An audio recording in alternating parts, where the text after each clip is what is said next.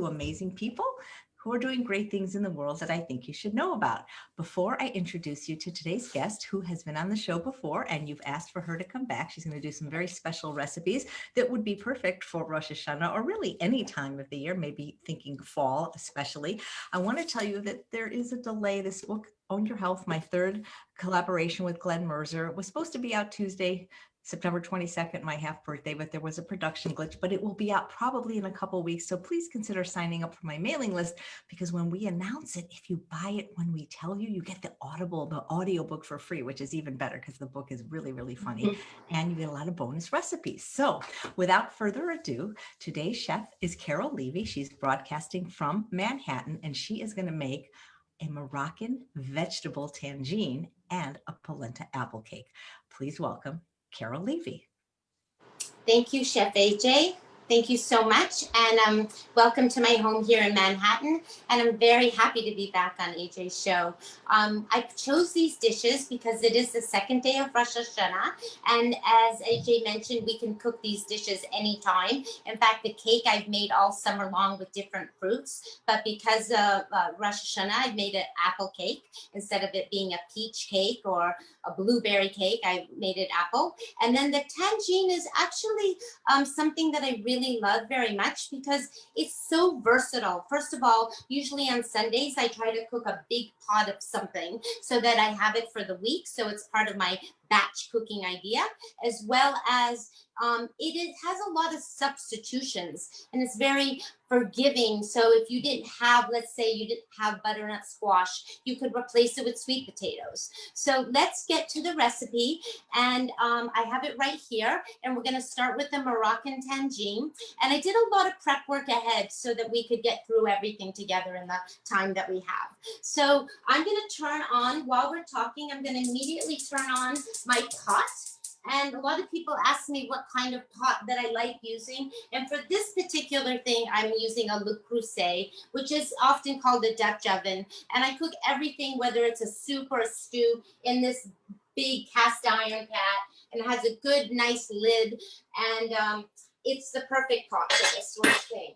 And what we're going to begin by doing is we're going to water saute the onions. Okay, and what does that mean, water saute? You can cook without oil, and that's one of the things I'm showing and demonstrating today is that I live an SOS-free lifestyle, which is eating no salt, no sugar, and no oil. And some people might say, I can't imagine that could happen. But it actually is quite healthy for you, and it's I've taken a great liking to it. So water sauteing means that you're going to use some water or you're going to use some stock or broth, and you're just going to basically cook the onions. But we don't do that until the pot gets hot. And you always want to get the pot hot. And how do you know when it's hot? Well, I have a medium flame on it, and it's probably getting hot. I usually put my hand in it. I can feel it for a few seconds here. It's not really hot. And the other way that you test a pan to see if it's hot is you get a little bit of water and you just put it on your fingers, and then you actually flip your fingers, and I see that nothing's happening in here. There's not any sound. And so we need to get that a little few seconds more hot. And I will tell you what's going on here just so until we wait for those few minutes. I have chopped and minced very finely 3 to 4 cloves of garlic. And then I have also chopped and minced very finely ginger. Okay, and that's what's going to go in right after we get the onions cooking. Okay, and how much ginger do you use? I said that you need like a 1 tablespoon, which is about an inch of ginger. And I like showing people the ginger, and often people will ask me, what do you do with this ginger? And I'll just show you that I cut it into a 1-inch piece, and then you trim it, and you have to cut off the skin, and you can do it one of 2 ways. You actually can use a peeler, okay, and just peel it, or I like taking a back of a spoon and just peeling the back. You can literally take and just peel it that way, okay? And I'm just showing you that so you can see. I grabbed a little 1/4 teaspoon, not maybe ideal, but You just want to get that skin off before you go chopping. So I just wanted you to see that. Let's see, I think our pot should be perfectly hot by now. And I'm gonna demonstrate that by, it is absolutely hot now. And we're gonna put a cup of chopped onions into this pot. Okay, and I can hear them sizzling right away.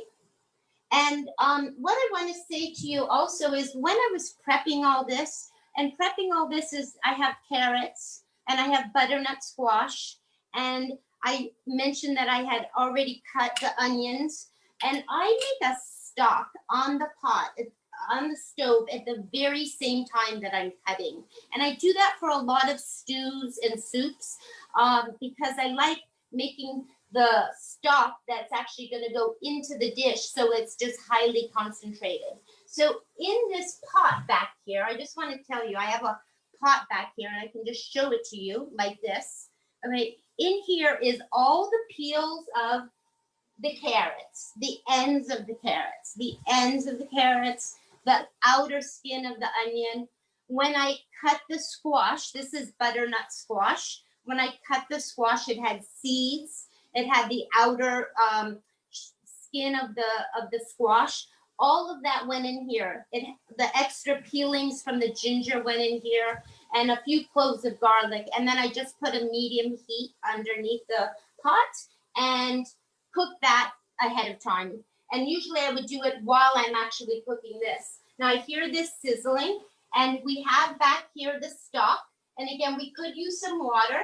And I'm just gonna use this strainer because this particular stock has a lot of things in it. It has seeds and things. So I'm just gonna pour just a little bit, not a lot, okay, not a lot. And we're going to get that started. The onions are cooking. Now I always say don't soak your onions in a ton of liquid. You don't want to, you're just lightly nursing them with a little bit of water, okay?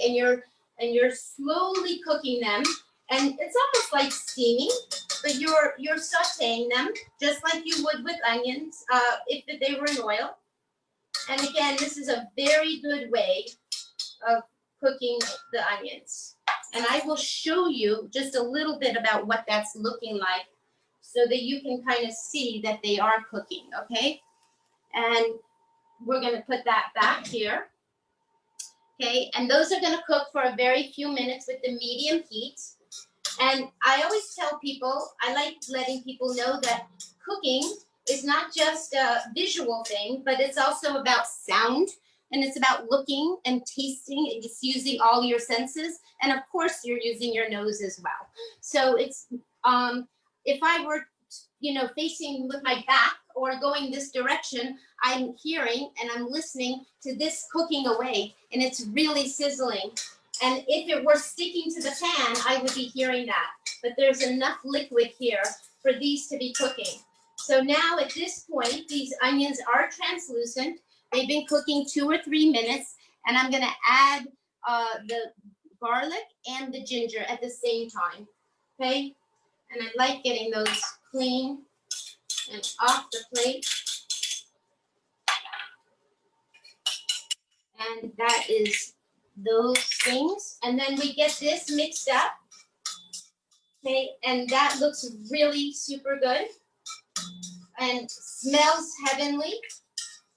I think at this point, I love this combination so very much with ginger and garlic, and you could do just any number of things. And I'm just going to show you again what that combination looks like, okay? And we're going to keep going here. Now, if it were to start to stick, I would immediately take a little more stock, okay? But right now, we're doing good. But I can see that almost all the liquid has gone out. And then we're going to start now adding our spices, okay? And we've got a lot of spices here to add. And I'm going to get them out. And we are going to start with, we have coriander, we have turmeric, and we have cinnamon. And I have those 3 things here. And I'm going to just put a little teeny bit more liquid. I can hear that it needs more liquid, just a little bit, not a lot. Again, I'm trying not to drown them, and we're mixing this. And while I'm doing this with one hand, I am going to show you a little tip that I like sharing with everybody. One of my favorite things. This is my bouquet of measuring spoons. And I go to a lot of people's houses and I see their measuring spoons are still on that same ring when they bought the whole set. They're not meant to be a family. Yes, they can live together in your drawer, or I put them all in the cup. But, you know, when you need just a teaspoon and then you have all the other spoons, why wash the whole set? So definitely free your spoons from that ring. And then what I'm going to do right now, and I have 2 sets of spoons because it's just nice to always have, you know, something for the dry, something for the wet. So while this is the very first thing that we have is coriander. And coriander, there's a couple spices that I actually like to keep whole and grind in a coffee grinder. And coriander looks like little tiny seeds. So just showing you that, little tiny balls. But I need 2 teaspoons. And this I have 1, and then we have 2. And I just keep it in a little piece of saran wrap because I only grind a little bit at a time. And that's kind of my way of keeping it separate. And then I just put the back into the jar like that. And the rest are whole coriander. And then we need 2 teaspoons of turmeric. Okay, that's quite a bit of turmeric, but that's what we need. Okay, and then we also need a 1/4 teaspoon of cinnamon. Okay, not a lot of cinnamon, but some cinnamon. And we are going to, and this is cooking so fast. And I'm looking for my little 1/4 spoon, and that's going to go in there now. Okay, so we have done those things, and that is going to go here and there and there. And we're going to just mix this, okay? And I definitely can hear the sticking again. So I'm just going to get a little bit, just a little bit of stock. But we're going to immediately add the mushrooms, okay? But while I'm talking to you, I don't want anything to stick. I'm going to mix this fully so you can see what it's looking like. Okay? And it really looks fantastic. At this point, it's looking very pasty until we add the rest of the tomatoes. But I'm going to show you what that looks like, okay? And then we're going to immediately put the can of tomatoes in. Okay, so I have 1 28-ounce can of organic tomatoes. I love this brand. It's Bio Natura, and it's no salt. And I like these very much. I try to buy the whole tomatoes. Okay, and I also like telling you about my groovy can opener because it is called a Magic Fizzler. And why it's such a good can opener is because it leaves no sharp edges. It's amazing. The lid comes off and there are absolutely no short edges. And I'm just showing you this. What I don't usually take out the tomatoes and put them on the cutting board because you end up with a mess. So I just literally take these to the pot and I take my hand and I slowly start to squish the whole tomatoes.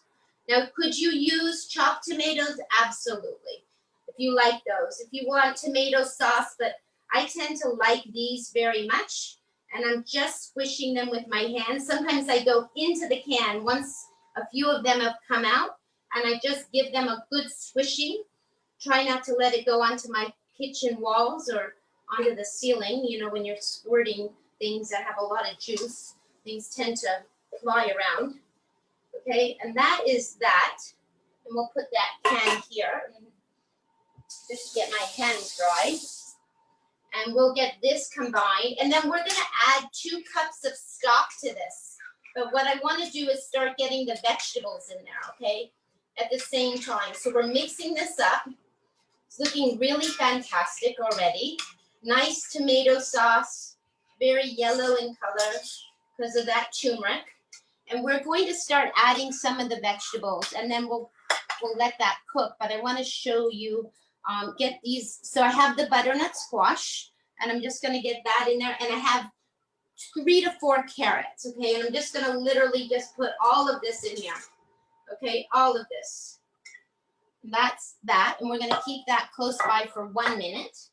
And we're going to get this stirred, and it's going to start cooking. Okay, and we need actually 2 cups of stock. Okay, and how are we going to measure the stock? I actually have a nice ladle, and this one ladle is 1 cup exact. So what I'm going to do is going to go in there and get 1 cup. Okay, it's got a lot of things in it, and then I'm going to pour it over. Okay, that's your 1, and then I'm going to get another cup. And we probably will need more liquid, but it's good to just start with 2 cups. I wouldn't be surprised. Sometimes you make 3 cups because you need the extra liquid. It really depends on how much vegetables you're putting in.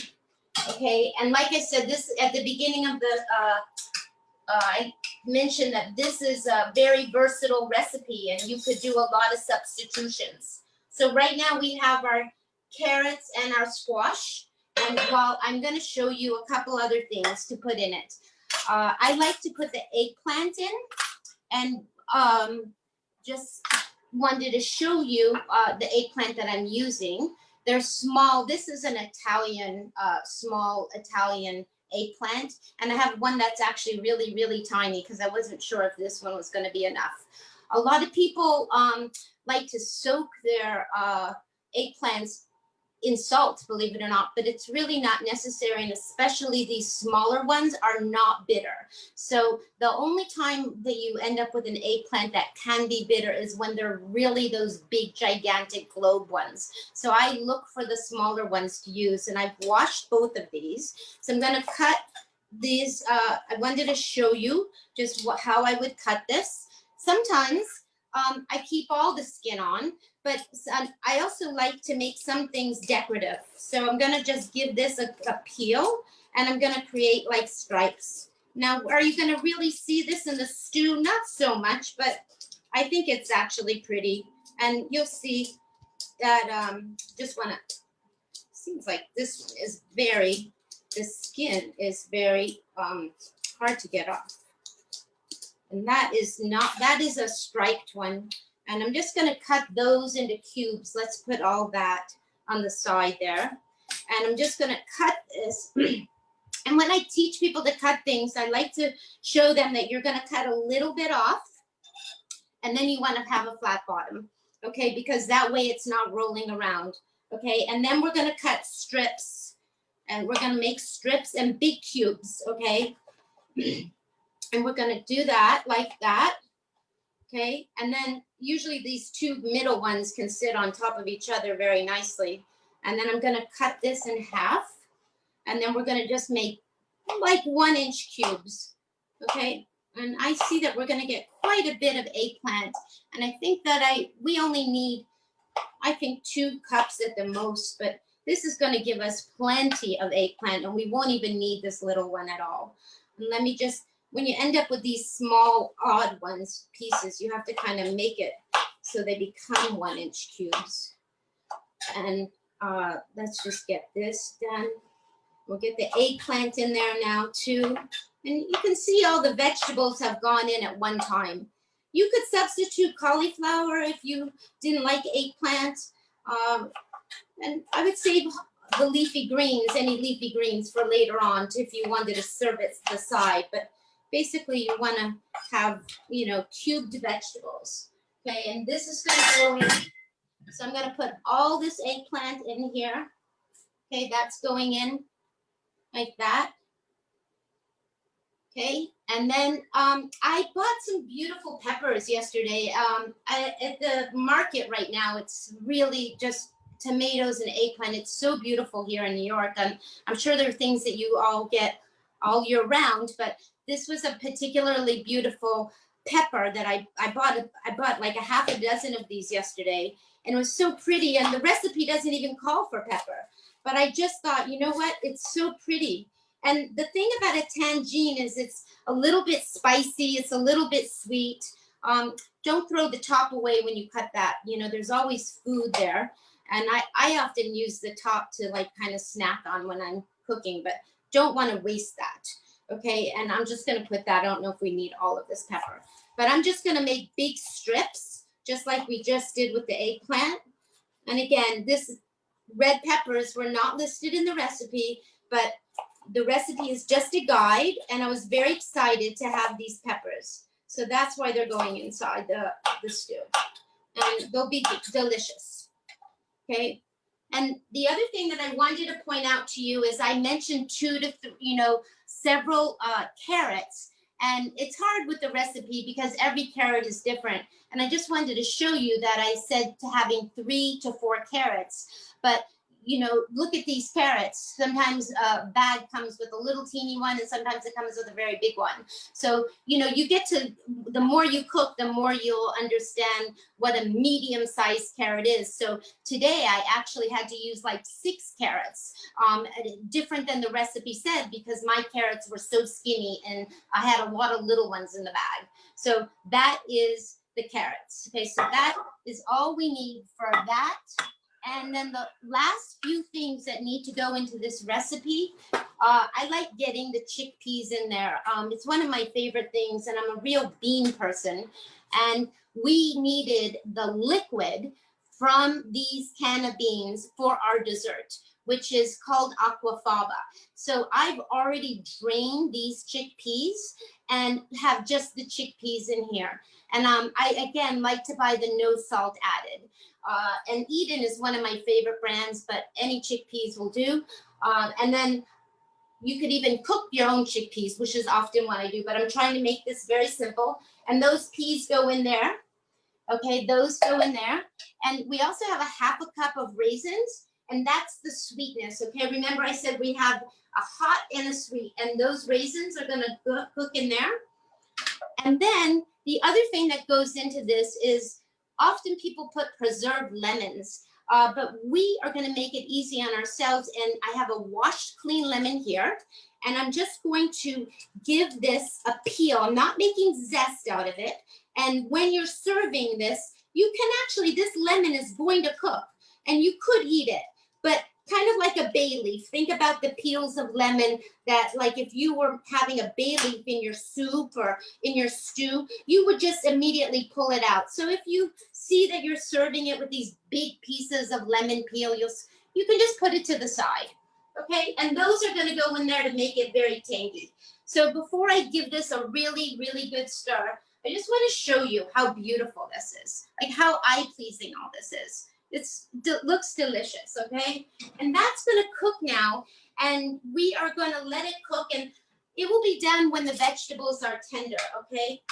And I also like, I like things a little bit spicy, and I can see that this is gonna need just a little more liquid. So I'm going to pour a little bit of liquid, just a hair. And again, you'll know that you have enough because it's gonna cook down. As it cooks, the eggplant absorbs all that tomato, and you don't want to end up with soup. You want to end up with something that's fairly thick. Okay, so I'm going to put a lid on this, and we're going to move on. Okay, and that is cooked, and we are going to make couscous with this dish. But let me just get this here and get the lid on it. Okay. And I'm gonna put the harissa in this. Let me show you the harissa because I like things just a little bit spicy. Not too spicy, but just a little bit spicy. And I'm gonna show you that. Harissa is a North African spice, and you can buy it in a tube. And I try not to use too much of it, but it's a hot sauce, okay? It's a hot sauce. And I'm gonna put like a tablespoon. I'm not gonna measure it. I'm just going to give it a big squirt and then get it stirred in. And again, that's an optional. And at the bottom of the recipe that will be posted on AJ's site is all different kinds of ideas. You can replace or add Turkish apricots for your sweetness in this stew. You can also have olives. Green olives are delicious in this stew. So there are lots and lots of alternatives to use: sweet potatoes, cauliflower, and we have these beautiful pomegranates that we're going to decorate with. But at this moment, this is all we needed to do, and we're gonna keep a watchful eye on that, and we're gonna just get the counter clean because we are going to deal with dessert. And anytime I go from savory to sweet, I immediately give it the counter a clean. So AJ, this would be an okay time if there are any questions about the stew. I'd be happy to answer those questions right now. Great. Okay, so there are a few questions. So let me find them. Did she say the quantity of butternut squash being used? The recipe is already in the show notes on YouTube, and so it will stay there, and it should be on Facebook as well. All right. There was a question about they wanted you to show the can and the can. Would she show the can? I'm guessing the can of tomatoes. Oh, sure. Probably maybe the can of tomatoes, right? This is the can. I buy these at Whole Foods and other markets here. They don't have them at Trader Joe's. It's just a brand I like. They're organic and no salt. But there are plenty of other tomatoes. Muir Glen makes very yummy organic tomatoes, and Centro makes tomatoes. So it's, yeah. So that's the can. And would you say the type of can opener you're using? Oh, yes. That is a beautiful thing. And it's called, I'll have to spell it for you. And let me just show it to you. It's just one hand, okay, one thing. And it's called Fissler, Fissler, Fissler. And they literally promote it as a magic can opener. And when I found it, I actually thought, you know what? They've actually named it correctly because it's magical because it doesn't leave any sharp edges. And I like putting my hands in the can. So I think it's a good one. And Valeria says, could you make this in the Instant Pot? Oh, absolutely. Absolutely. It's like any kind of stew. And you would just do the same method. You would saute your onions, garlic, and ginger, and then put your liquid and your spices and everything, and then put the lid on, just like I'm doing right here. Terrific. Thank you. And we're ready for dessert making? I think we are. Okay, so we are going to make a polenta apple cake, which I'm pretty excited about. I've been actually making it all summer, and I've been making with lots of other fruits.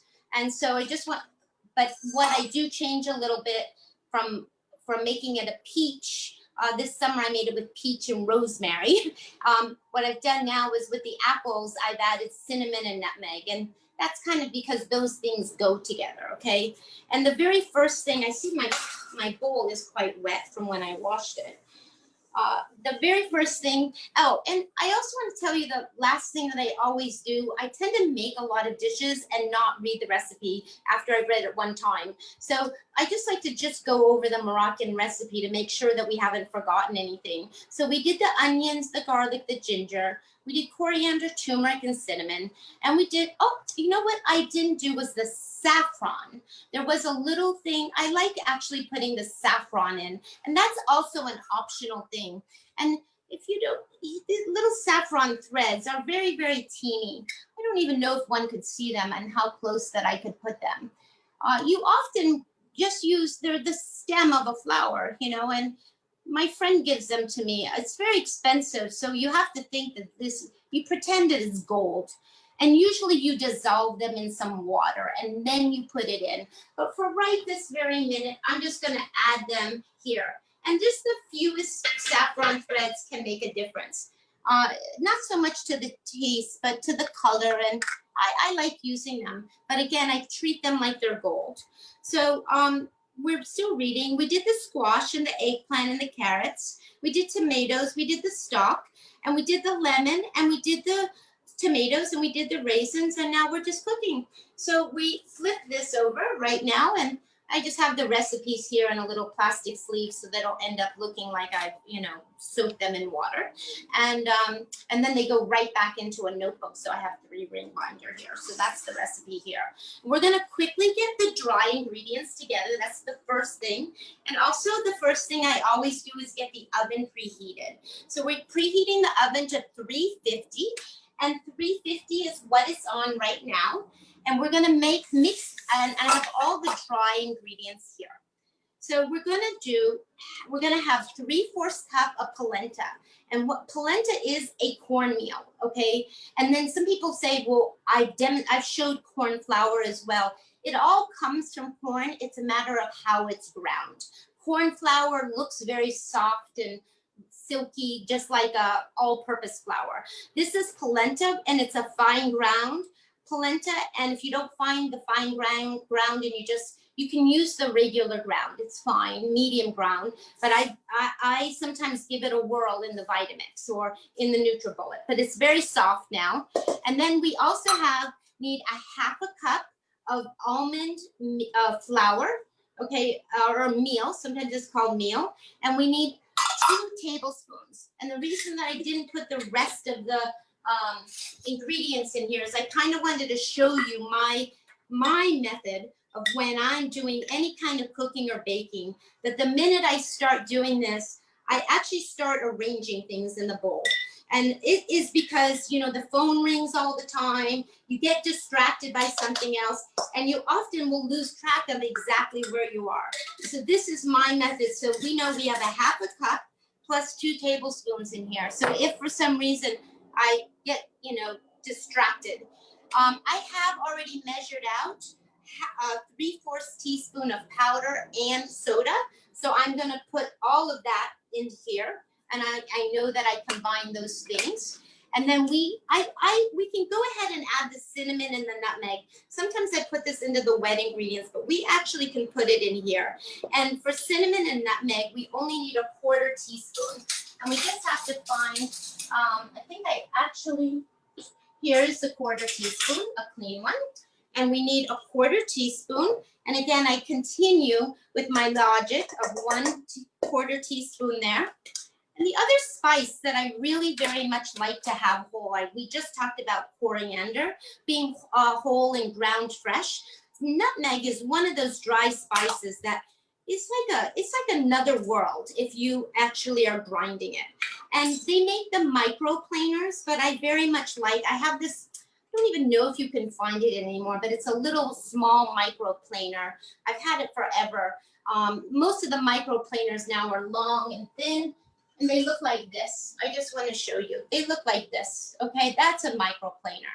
But I actually have a little one that has a container, and it actually holds the little nutmeg, which is amazing. So I'm just going to give this a couple little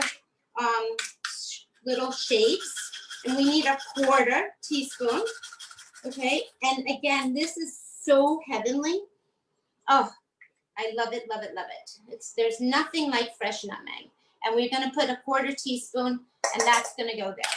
Okay, and the other piece of nutmeg, the half a piece, is just going to go back in its container, and we do that. Okay, we immediately move on to our wet ingredients. I'm going to lower this a little bit. I'm standing right next to it. It's boiling hot. And I'm also going to make sure that I have a big spoon to stir it. And I think my spoon has walked away, possibly. Maybe not, but I'm just looking for my big spoon. Well, we'll use this one. It's fine. I don't know what happened to the metal spoon. It's probably very close. It's so close to me, it's on the counter. Amazing. You see, sometimes you don't know. And this is cooking and looking fantastic. Okay, we'll just put this spoon in there like that. Okay, we are now going to, I just want to show you what this looks like. And I'm going to give it a little mixing with the whisk and get all those dry ingredients together. Okay, everybody knows about mixing dry, and then you make the wet ingredients, and then the two go together. If you've ever made cornbread or any quick bread, and what I'm doing with my fingers here, there's a few pieces of almond meal that like to make clumps. So that's that. Okay, we're moving on very quickly now to the wet ingredients. And I'm going to get those out of the refrigerator. And they're right here. These are my wet ingredients. I actually have a bowl in the refrigerator. It's not necessary, but I used to be a pastry chef, and whenever you whipped up, we're going to whip up the aquafaba. Some people I used to, in the old days, whip up egg whites, and it's nice to chill your bowl. So not necessary, but just a tip. And this is our drained bean juice. So that's sitting here. And then we're going to use a small container, and this is yogurt. And there are a couple different brands that I like. This is Forager. There's a Kite Hill, and this is a nut cashew yogurt. Okay, so that's going to go in the. We need all of that. And it's actually 6 tablespoons, but we need it all, okay? And I'm just gonna make sure that we're doing all this quickly so that we don't run out of time. And then we're gonna put date paste. And if you can look up how to make date paste. I just soak a bunch of dates, like this 11 dates or 10 dates, and I cover them with water, and then I blend them in a mixer, and so that they're all become paste. And I keep a big jar of that in my refrigerator anytime that I need any kind of little bit of sugar. Okay, so these two things are now combined. The vanilla, we need vanilla. We need a whole teaspoon of vanilla. And let's get that out, done. I think here's the teaspoon, and that's gonna go in here, okay? That's our wet ingredients. And then very quickly, we are going to make the aquafaba. And the reason that I'm making that with you is because I thought that you wouldn't, those of you who don't bake regularly, I thought it'd be really a lot of fun to see how it whips up, but it will take 3 to 4 minutes for us to mix that. So let me just get these wet ingredients into our dry ingredients. Okay, so getting that all in there. Again, I think this is a very fast cake. Okay, we're gonna get that, and I'm gonna take a big, I like these spoons that look like, it's a spatula, but it's a spoon. Whoever invented that a number of years ago, I remember when it first came out, and we were like, oh, that's genius. Whoever thought of that, making a spoon and a spatula. I don't know what the purpose of the flat spatulas are sometimes, because the spoon ones are awesome. I even have a special spoon just for the Vitamix because it's got a long needle nose. Okay, so that is all mixed. Okay, and you can see that's very thick. Okay, that is our cake batter.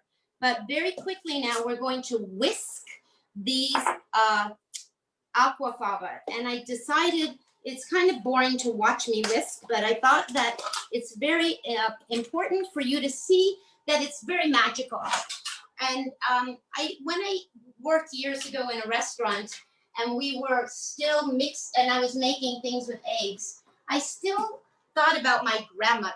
You know, my grandmother taught me about whisking. I think during the Jewish holidays, you know, during Passover, you would make many sponge cakes that needed lots and lots of egg whites. But this is the magic now when you're not eating any animals and you're not using any dairy, and is the aquafaba. So we need 6 tablespoons. So I'm going to count 1, 2, 3, 4, 5, 6. Okay, we have 6 tablespoons. Okay, and it's going to be noisy just for a very few minutes. I have an little immersion blender here, and I'm going to put it at 5.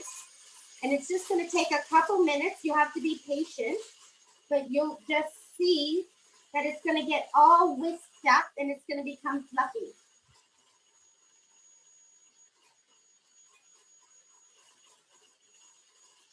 It does kind of spurt a little bit sometimes everywhere if you don't use a big enough bowl. I have a big stand mixer, but I like using this when I'm mixing so little. And it does take a couple of minutes. It always reminds me of also drying my hair sometimes. Like, you can get it dry and you can get it whisked, but you really need to take it to the full, you know, the full end of it, okay? You can't just say, I'm done, it looks whisked. You know, you really have to, my grandmother used to turn the bowl upside down, and as a kid, I'd be like, oh, it's gonna fall out. You know, but it never falls out. But you can see it's getting bright white right now. And I think you can see this very clearly. And I'm just giving it, again, stirring it. It's happening. Sometimes my hand gets tired. Good for your muscles. And at this moment, I'm going to also, while we're doing this, I like, again, rereading everything that's, we did all the, I'm looking carefully at the ingredients, and we've done everything. And we have just, and at the same time, we have to be careful to pour it here by the stove, that I'm not burning my, I have a closer plug, but this is a better outlet here.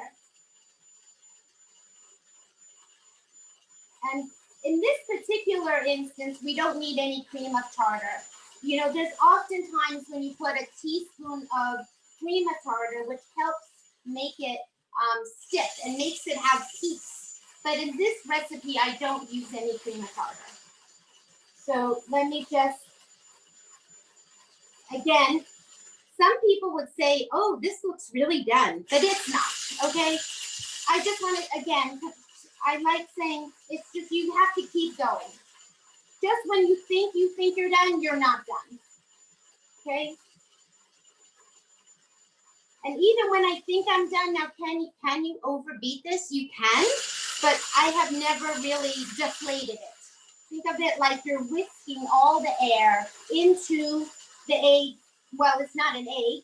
I keep calling it an egg because that's what I used to use, but it is the magic, just like it, only with bean juice.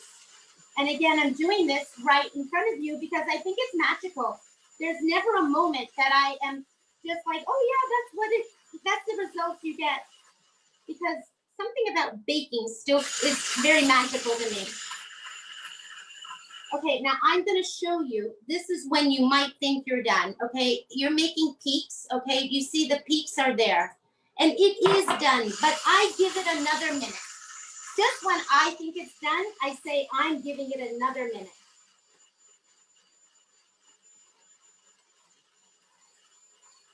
And I am going to, and I like doing the little, is it making a nice peak? Is it? Yeah, see?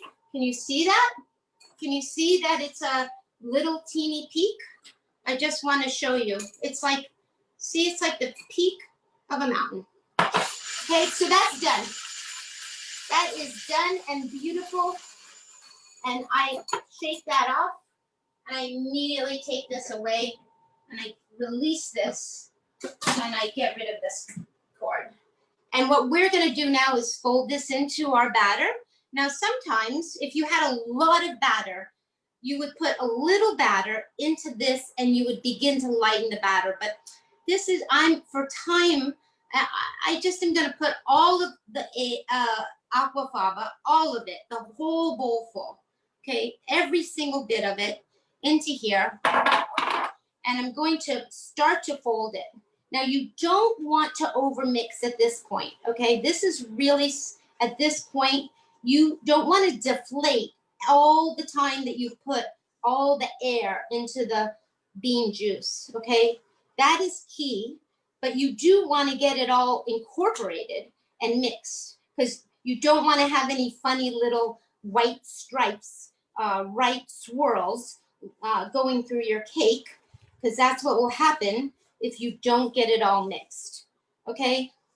So that is the cake batter, and that is immediately now going in, and I want to show that to you what that looks like, okay? And that immediately is going to go into our 8-inch springform pan, okay? And a springform pan is just exactly what it is. It actually allows us, it has a spring, and the bottom just falls out. And I have cut a piece of parchment paper to go at the bottom because we're not greasing or doing any oil in this pan.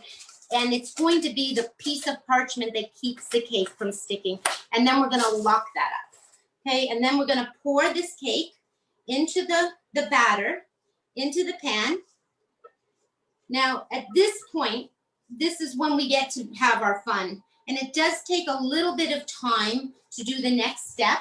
And we're gonna give it a little bit of, just gonna spread this out, okay? Spread this out, make it even. And again, I have the oven preheated, and I'm gonna show you that this is what this looks like. Now we're gonna do the part that I love, which is the artistry of it all. And we're gonna get a cutting board.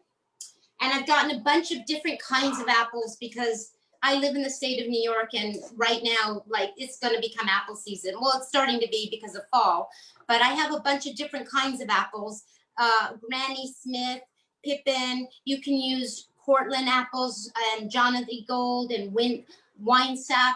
And I have prepped these apples ahead of time, and I peeled them, and then I cored them, and then I put some lemon juice on top so that they don't get brown. And then we're gonna get a very, very sharp knife. But in the meantime, we are going to stir our stew, okay? Because we wanna check out how are things going here. And it is actually looking quite beautiful. And I can show it to you. Let me get it really stirred. Everything is really cooking. Vegetables are starting to get soft. And how do you really know? And the raisins are getting very plump. I look like they're gonna explode. I love the little black dots. I'm gonna actually give it a little bit of a taste as well. It's quite hot, but it's a good time now to taste it. Because sometimes you have to adjust the seasoning. But to tell you the truth, it's quite perfect at the moment. And I'm just gonna before I always put the spoon down, I always give it a rinse. Because you don't know if someone else is in the kitchen with you and they're gonna come and say, oh, you're cooking and I wanna taste it. And they immediately, so I always give the spoon a rinse once it's gone in my mouth. And now I'm gonna show it to you. Just want you to see what this is looking like. It's cooking down, probably about 1 inch it's cooked down. I just wanna show you how that looks, okay? And now we're putting it back and we're letting it finish cook. And we're gonna put the lid on. And like I said, it's time to start decorating. So we're gonna get the apple and we wanna cut the apple as thin as possible, okay? And again, I'm gonna use my knife here and how thin as possible, I will show you in a minute once I get a bunch of apples. And again, I didn't do all this ahead of time because I think the part of learning is kind of seeing how it's done. Okay, and I will show you in a minute how thin these apples are. So let's get, it's kind of a production. So let's get a couple because I know that we need at least 1 apple. No, we need to have probably several apples. And I just like to get all the cutting part done ahead of time because sometimes you'll see that decorating up goes very fast, okay? And I'm trying to make all the outside apples be the same apple. I mean, you could mix it up a little bit, but I did cut up several kinds of apples today. And I'm just cutting that up. And what we're gonna do is start on the outside edge, decorating. Okay, so we're gonna go on the edge and I'm gonna put this right here. And I'm gonna grab these apples and I'm gonna show you, you see how they're very thin? Okay, they're very, very thin. And sometimes they're very little compared to a very big one. So I actually tend to put the little ones, the edge ones to the side. I either eat them as a snack as I'm going or they end up in the middle. And we're gonna start on the outside edge. And I'm gonna have to show you, but we're gonna start and we're gonna overlap the apples. And we're gonna keep them all at the edge. And we're gonna go and we're gonna put the next layer halfway over. Every single slice of apple gets put halfway down. So I want you to see, can you see inside? It's very hard to see, but I'm just wanting you, I have to do all of it. And you're just gonna literally go around the edge the whole time, okay? And it gets a little, I don't know, it's kind of could be a fun thing for, if you have any 5-year-olds, I think they would be more than capable of doing this. When my friends had kids, I used to love baking with them so very much because they love the actual baking and the results are fast, And when you get to the very end, you often need a knife because that very last apple that you're gonna put in often needs to go underneath the next apple. So I just lift up the apple to get a ring in. Okay, so this is what this look like. And then we're gonna start now and we're gonna do the next layer, okay? The next layer. Now we are doing this very quickly, but very beautifully. And again, I told you this summer, I did this dessert with peaches and blueberries and rosemary, but I didn't use the cinnamon and the nutmeg inside. I actually used almond extract because almond went really lovely with the polenta. So this cake has become a versatile cake. And probably, I don't know, next week I'll probably make it with pears. The same exact batter. So again, it looks like I'm almost done. Do you see where we're at here? We're working our way towards the center. I'm trying to, again, constantly overlap. I have a lot of little teeny ends that we don't need. And let's go back and, oh, I see I didn't even pour this particular apple. And get that. And we need just a little bit. And the middle kind of gets to be a little tricky sometimes when you're finishing it off. Now, in the old days, I used to actually sprinkle this with sugar, but I don't do that anymore. And I actually give it a coating with an apricot glaze. And I'll show you that. Usually you don't glaze, just so you know, until the very end of a dessert, like right when it's almost done in the oven. But this particular cake seems to need glazing immediately. So you can see where we're at here. I have 1 inch, and usually at this point, I just take the apples, I cut the big slices, I take the big ones, and I just cut it in half. And then I kind of fan it out, and it just goes into the center. You know, it just becomes the middle. Okay, so that is our cake. Okay, and at this point, I mentioned to you that we would be glazing. Okay, and I just want to show you what that means, because usually when you're glazing, the tart or the cake or the pie is already cooked, and you don't have to be very careful. But I use, there on the recipe, I said which brands I like, but I get an apricot spread. You can also take dried apricots and soak them and make your own apricot spread. But this is a good one because it has no sugar, and it has just, I believe, apple concentrate. So it's a good one. And it's Saint Dalfour. Dalfour, and on the recipe I put the 2 brands that I liked, so you have those. And I usually put it in a pot or a plate, and I put a little bit of lemon juice, and you can see, because when you heat it up, it becomes like a liquid. And I have a pastry brush, and I'm just going to gently put the glaze, and when I'm brushing here, I'm not going back and forth like you're painting. I'm going all in one direction. Okay, and I actually use my left hand to turn the pan, and I've got a big apricot there. I'm just going to get rid of that. That's not, and you're trying not to move around the apples.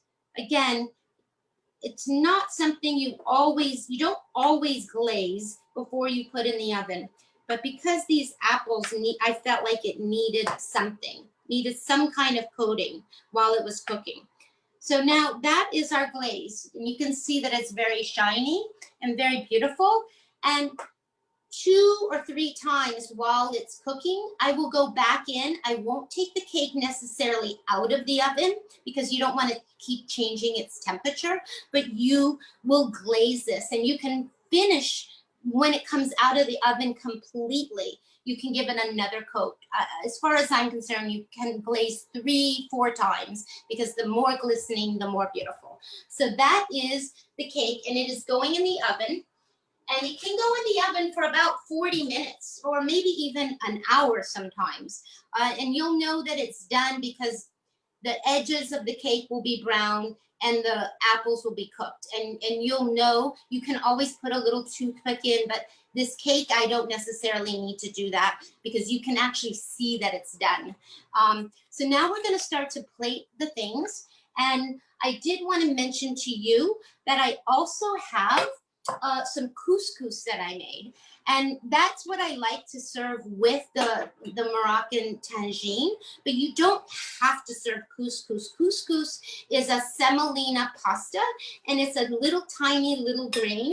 And why it's almost always served with Moroccan tagine, and you can make it the grain is so fast that I always read the package, because sometimes it varies, but this is 1.5 cups of boiling water, and then you put the couscous in, and then you just turn off the stove and you put the lid on, and then it's done in 5 minutes.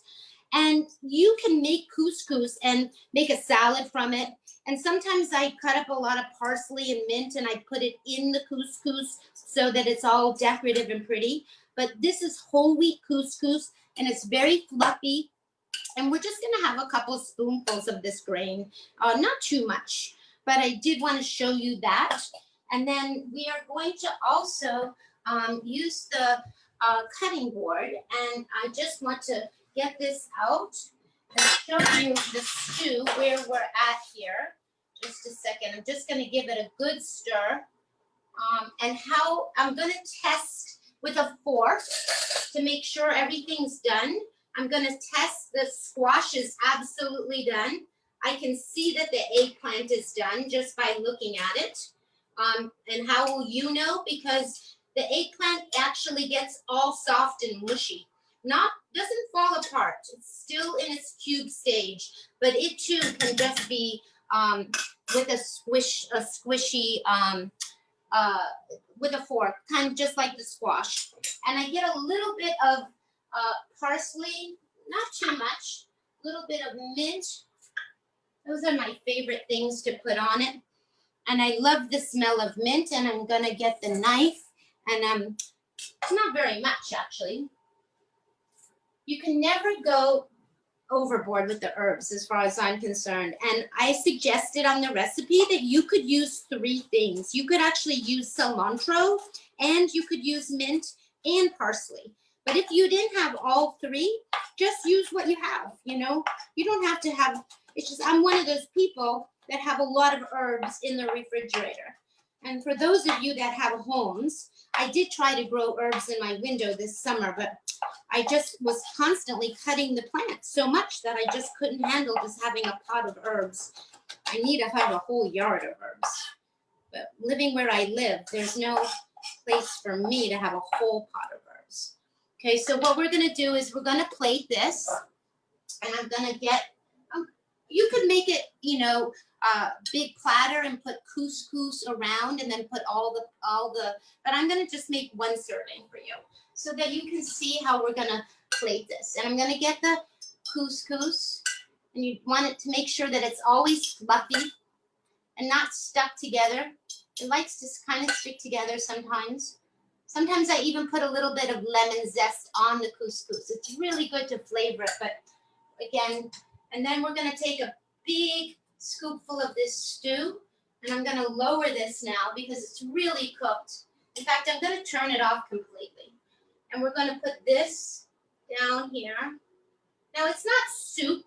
It could cook a few minutes more to get it a little thicker, but I actually think it's quite nice just the way it is. And then we're gonna put a little bit of this fresh herbs, because when you're not using salt, the way that you bring up the flavors of things are with citrus, fresh herbs, and dried spices. And then we have our beautiful pomegranates, which lend themselves to everything, whether it's your oatmeal in the morning or your dinner here at night. And then we are baking our cake, which is gonna take an hour, but I did actually make one earlier today. And we are going to, let me get this moved and cut over there. And just, I don't like when the counter is dirty. We're gonna move this and move this, and we have this beautiful, and this is the cooked cake. I just wanna show you. This is the cooked cake, and you can see how many times I've glazed it because it's actually quite dirty on the edges of the pan. And I take a knife, and remember this is a springform pan. So it's gonna just release the cake immediately, okay? And we're gonna unspring it, okay? Woohoo! I always like woohoo that it's like free from the side, and I'm always happy about that. And it's not a deep cake, but it's a beautiful cake, and we can. The good thing about this kind of cake is you can take it in the car with you somewhere and just put the lid, you know, and serve it when you get there. And then you can. It's actually pretty sturdy. You can take the lid off, the bottom off. And remember, we can't forget that we have the paper underneath, so we can take that off as well. And then we would serve that like that, okay? And that is actually our cake. And if you wanted to really see what that cake looked like, I mean, I tend to like to serve you. If you were here, we would all be eating together. And AJ, that is the real lessons of today for the second day of Rosh Hashanah. Moroccan tagine and apple cake, apple polenta cake, and this is the cake here, and looks like this. I just kind of show you that I'm putting it here, and that is cake with no butter, sugar, oil, all healthy for you, made from whole foods, and it's really tasty and really delicious. And that is our show for today. Thank you so much. No, thank you. You are amazing. I wish you would come here and just be my, my personal chef. And everybody's saying how wonderfully you explain everything. You're just a wonderful teacher. And also that people love your voice. Have you ever thought about doing voiceover acting? Oh my gosh, my whole life. And everybody has been saying that to me my whole life. And I wish I was doing that sometimes. But yes, I've been told about my voice always. Well, this is the perfect time, the pandemic. So many people are doing voice work at home. You can do it at home, and you have such a unique voice. I could see you being a character. You could play a very young girl, or even a delightful animal character. I have a friend who's a really famous voiceover agent. Seriously, I'd like to introduce you to her. No, I always wanted, you know what, people have told me so much, grocery store, wherever I am. And I start to, when someone says it to me, normally I didn't do it to you, but I'll say, are you an agent? Are you an agent? Because you want the agent. That's the thing. And I have been tested for this. And I was told, yes, I would be really good with kids things. And I was also told that I would be really good doing instructional manuals, teaching, because sometimes manuals have to be read out loud. If you'd like an introduction, because the lady who I know, she is an agent. She directed me in the Audible book when I did The Pleasure Trap, and I think she did my book too. I can't even remember now. It's been so long, but I'd love to introduce you because you just. Oh my gosh, I would love it. I'm one of those people that actually reads a book out loud. I used to read to my husband in bed. He was the best friend to me is someone that just will listen to me read out loud. And now I'm a single person, and I actually read out loud to myself in bed. And I always wonder, are the upstairs, is someone listening to me read out loud because they know that I'm in here by myself? So thank you very much, AJ. I'm absolutely going to do this. I'm just scrolling really quickly. Here's a question from Gina. What was the point of having whiter apples? Oh, you know what? The whiter apples is just, you know what? I bought several kinds of apples. I'll show you. Yesterday, I was at the market, and I literally bought so many different kinds of apples. Really. And that whiter apple is this one. And do I know what it is? I don't know what this one is. It could be, in New York here, we have thousands of kinds of apples. This was a Granny Smith. I thought it was a Granny Smith, but it's actually a pippin, and it looks like a Granny Smith. So when I go to especially the market, I just say to the guy, give me the apples that you have right now that are the best for. So the white apples came from this very red kind of thing, but I just tried to use all the same kind of apple on the one tart. And Diane wanted to know what kind of knife you were using. And Gina said she'd love for you to teach us how to sharpen a knife. But I know you're already booked for you have another on the books. I think it might be December. So maybe you can throw that in. I'm there with you on Thanksgiving. We're doing Thanksgiving together. And you could book me for December. I don't have a December date. Oh, you bet. Oh, my God. I'm booked. Oh, my. You sure? I think I did. Okay. Maybe you just booked me on your own. So, but you'll tell me later. But the kind of knife that I'm using, I use two kinds of knives. I just showing you. I have a lot of different knives, but these are all Wusthof, German knives. And there's things, I can't tell you how many years I've had these, maybe my whole adult life, which I don't know, is about 40 years old. And when we used to work in the restaurant, we had to bring our own knives. And you wouldn't even lend your knife to, your colleague, because they were your knives. It's kind of like lending a paintbrush to somebody else. They're so personalized. So I always suggest that you, try out a knife. And I know a lot of people order online, but you want to make sure that it feels good in your hand. The weight is good. And then as far as sharpening, there's home sharpeners that you can use. I actually have one. There are steels. There's another kind of sharpener. And in New York here, I'm lucky that there's a man that comes around in an ice cream truck, believe it or not. And he is a knife sharpener. And he's got this dog with him inside, and he rings the bell, and you run outside. You try not to like hurt yourselves. I usually am cooking when I hear his bell, and you run out and say, "Stop! I want my knife sharpened." So he sharpens my knives. You almost gave me a heart attack. You are, look, see? I you're booked. am booked. Oh Oh, my good. You'll God. have to. I'm not. I don't. Okay, so I didn't mean to give you a heart attack. So Yeah, because I don't have any openings till like March 3rd. So thank you. I'm oh so my glad. God! And what is my December date, AJ? The 12th, Saturday. Okay, the the 12th. 12th. Okay, Phew, then maybe I know it and I've forgotten because I'm only 1 month at a time. So I'm That's glad okay. that you're into March. I hope we're all feeling much better by March and that we're not talking about a pandemic, but we're all still cooking together. And Two questions. Gina says, do you use the pomegranate seeds to finish decorating the pie, or is that for the tangine? no, but you certainly could. Oh my God, you could decorate it with the pie. You could absolutely decorate it with the pie. I like these on my oatmeal in the morning. I mean, I could eat all these just by themselves. I always just consider, I'm a visual artist. My background is fine arts. And so for me, it's all about color, and we always eat with our eyes. So you just want to make everything look as pretty as possible, because then people aren't going to say to you, "Oh, why is that just all vegetables?" You've got friends that are eating meat only. And as soon as they see that, there's not a person I know that's not going to want to eat this bowl of Yeah. vegetable tangine. Yeah, that's why I always preferred red lentils to brown. They're just so much prettier, Yeah, I think anytime you can get color into your food, that is the most ideal.